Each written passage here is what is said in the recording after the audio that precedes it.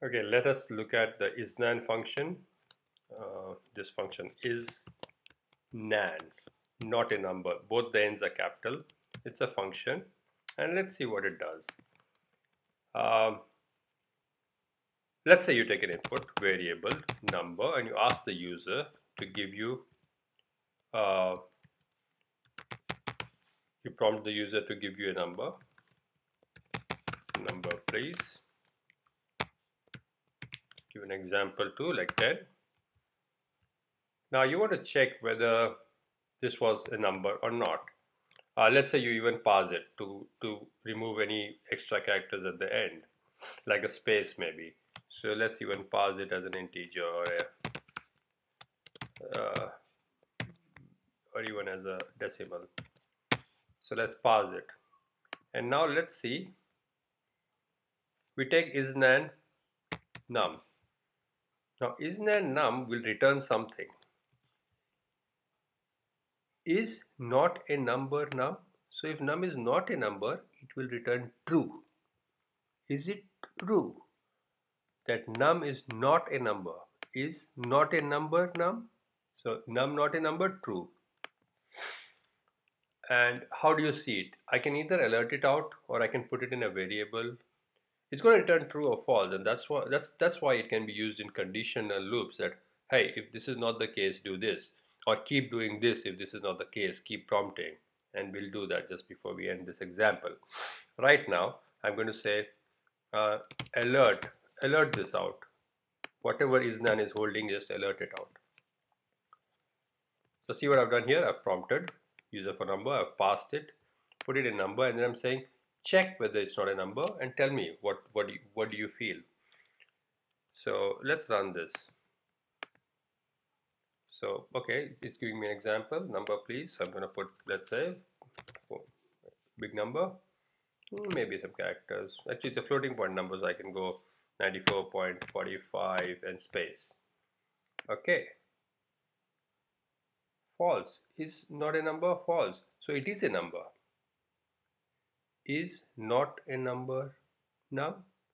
False. That means it is a number. And we can put it out. If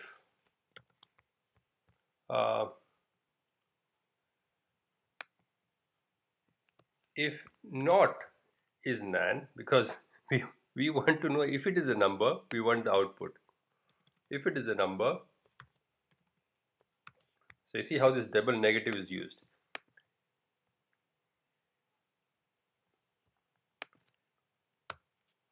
If not is nan num, then tell me what it is. So document dot write the number you enter is num. Okay.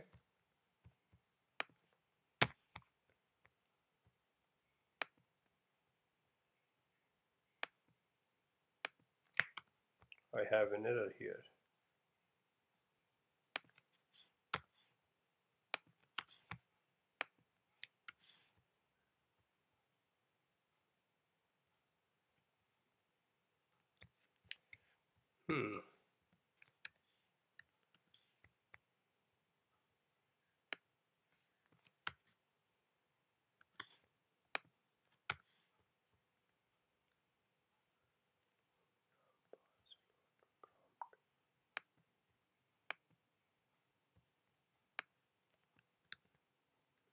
Okay, let's try it again. Is nan num?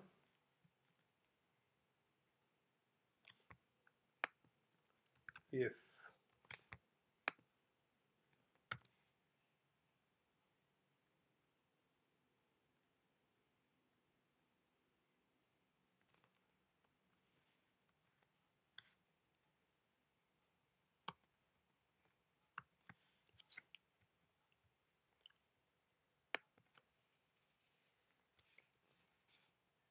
document dot write, so let me just try the positive way. Document dot write, you did not enter a valid number,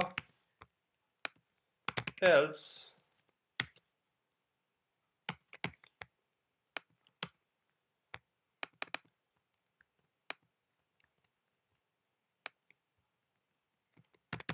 the number you entered was num.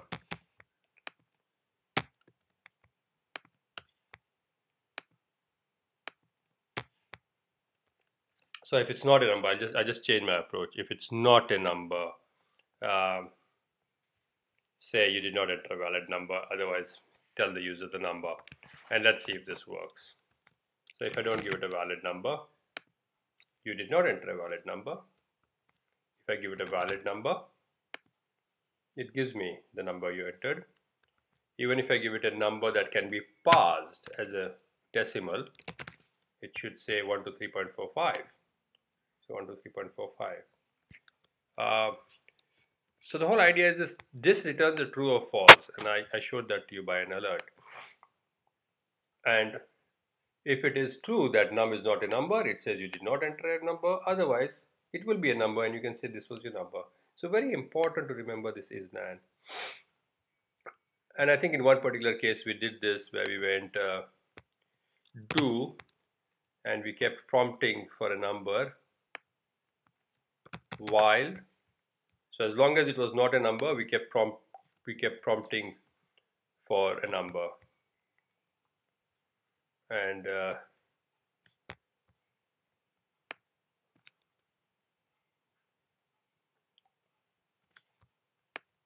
so what is this going to do? It's going to keep doing something.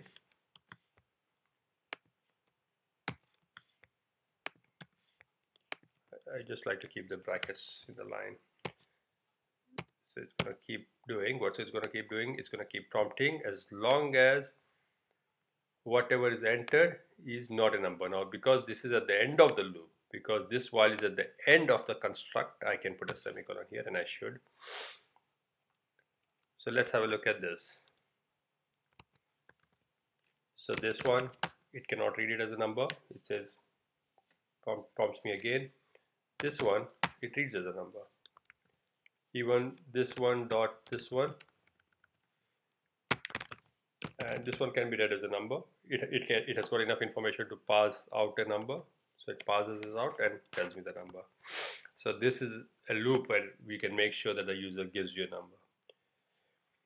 In this video, I will do one more thing, arrays, which is very, very important for your exam. You usually have quite a few questions, and arrays are very simple to understand, but people still very often get confused. Now, why do we use an array? For example, I have a variable student1 equals to, and then I go, okay, Joe, and then I have another one, student2, John. And you can imagine in a class I would need to set up about 50 variables to do something with 50 students if I wanted to set records, some kind of a record without getting into a database, a simple record of variables that holds information for a while. And I would need to go student1, student2, student3. Now instead of doing that, what I can do is I can do var students, and I can make a new array. As the word suggests, it's an array, a whole stack of students next to each other.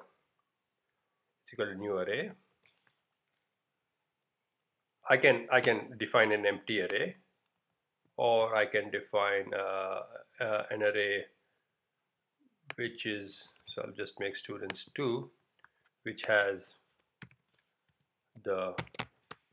some students to begin with, Joe, John, and this is how you define the first value in quotes, comma, second value in quotes, and you should be used to this by now with SQL. Joe, John, James, Jonas,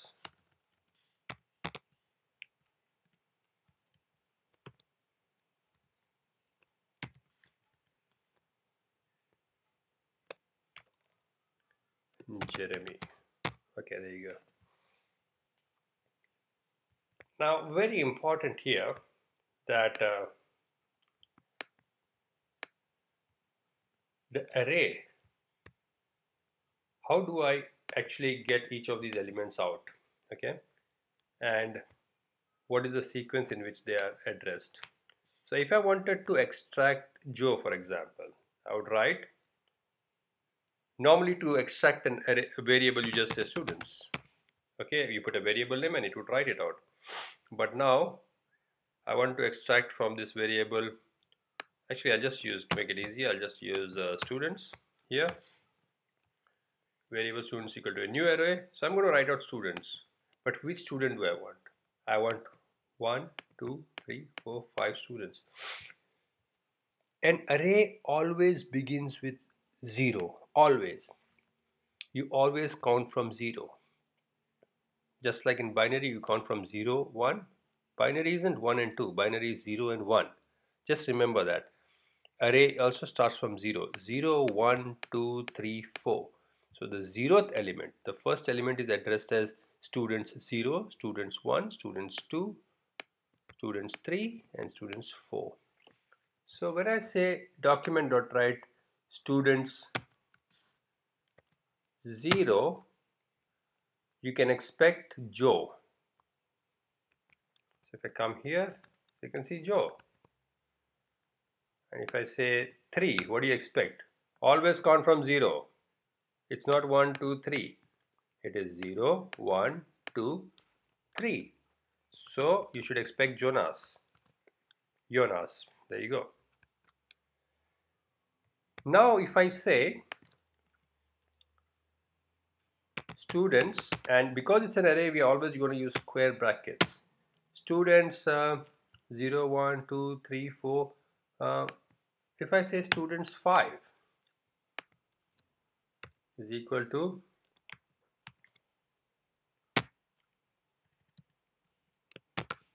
Jesus.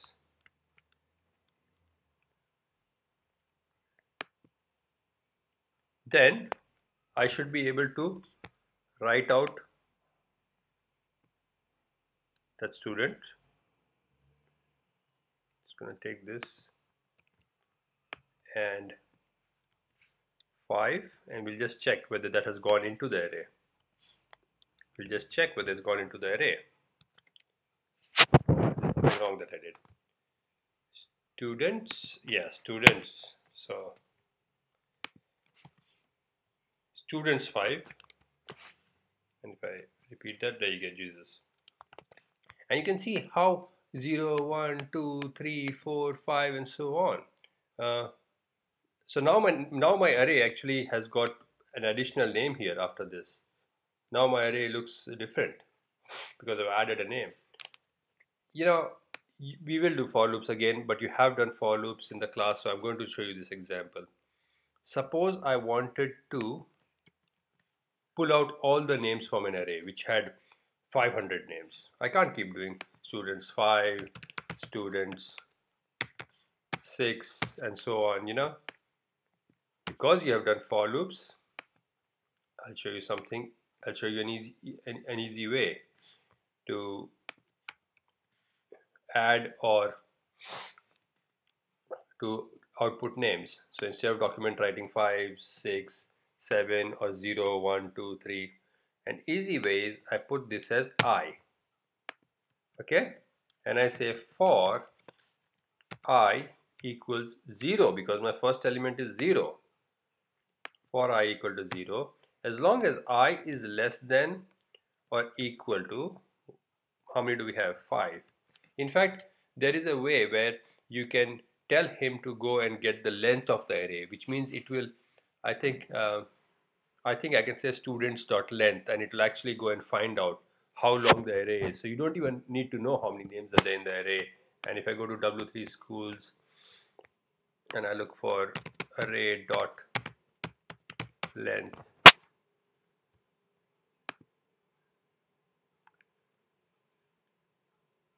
so yeah, fruits is an array and its length is 4. Let's see, 1, 2, 3, 4. So the length actually starts counting from 1. So it's going to give you 4. So we can use something like array.length. So I'm going to use students.length for I equal to less than students.length. I plus plus.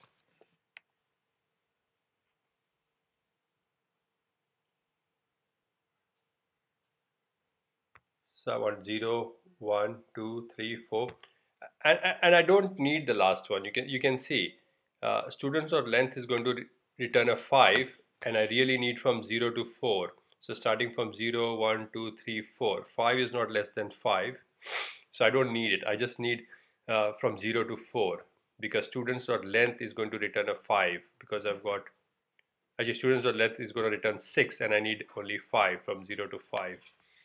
Uh, in any case, let's see whether we get all of our names out, starting from Joe, ending with Jesus.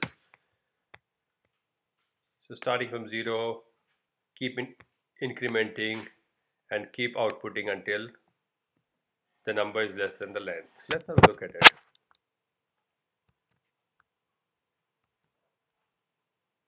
Oh, I'm sorry, I'm in the wrong one. This one. So yeah, Joe, John, James, Jonas, Jeremy, Jesus. We've got all of them. Let's make this a bit more prettier. Let's put a break in between. So let's concatenate a break. There you go. In fact, the for loop and the array, they are so compatible with each other that really you would think they're like a match made in heaven. So just remember, when you are asked something like students 4, go 0, 1, 2, 3, 4. So Jeremy is 4. I've just added, so let's try this. I've just said make students 4 Jesus. So 0, 1, 2, 3, 4. Jeremy is now going to change to Jesus. Have a look at that. So Jesus has gone one up. Jeremy has changed to Jesus. I can change students 2. That means 0, 1, 2. Remember, it's 0, 1, 2. So James is going to change to Jesus, not John. It's not 1, 2. It's 0, 1, 2. If you remember that array elements start from 0, the counting of an array element starts from 0, you'll be fine. So you can see James has changed to Jesus. Okay, so remember this. I'll leave this example of an array as well along with the video. And do remember Isnan, because I overwrote that example of Isnan by mistake.